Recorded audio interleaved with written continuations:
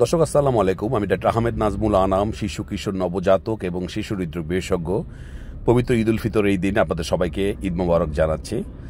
দর্শক, আপনারা জানেন যে আমরা ডাক্তাররা আসলে আমাদের সব সময় আমরা আমাদের দায়িত্বের ভিতরে থাকি। আজ এই ঈদের ছুটিতেও আজ আমাদের মাতোয়াইলে যে আইসিএমএইচ আমি যেখানে কর্মরত সেখানে অ্যাডমিশন চলছে, তাই সেখানে আজ আমাকে রাউন্ড দিতে আসতে হয়েছে। আপনারা আমাদের পিআইসিউতে আপনারা দেখতে পাচ্ছেন রাউন্ড দিচ্ছি।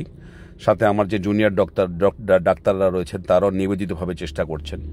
আসলে ডাক্তারদের যে কর্মস্পৃহা বা কর্মক্ষেত্র রোগীদের সাথেই আপনারা জানেন যে সে সবসময় শীত গ্রীষ্ম বর্ষা বিভিন্ন উৎসবেও আমাদের নিরন্তরভাবে আমাদের ডিউটি চলে এবং বিশেষ করে আমাদের জুনিয়র ডাক্তাররা যেই পরিমাণ কষ্ট করেন। তো আসলে আমি সবসময় বলবো যে সব ডাক্তাররাই চায় তার রোগীরা ভালো হোক এবং কোনো ডাক্তারই চায় না যে তার রোগী কোনোভাবে কোনো রকম খারাপ কিছু হোক।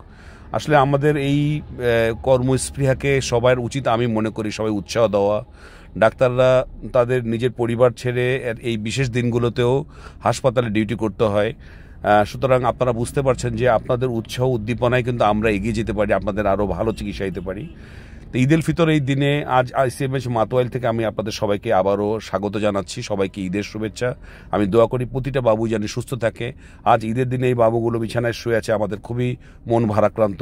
তবে আশা করছি সবাই সুস্থ হয়ে যাবে। আল্লাহ হাফেজ, ঈদ মোবারক।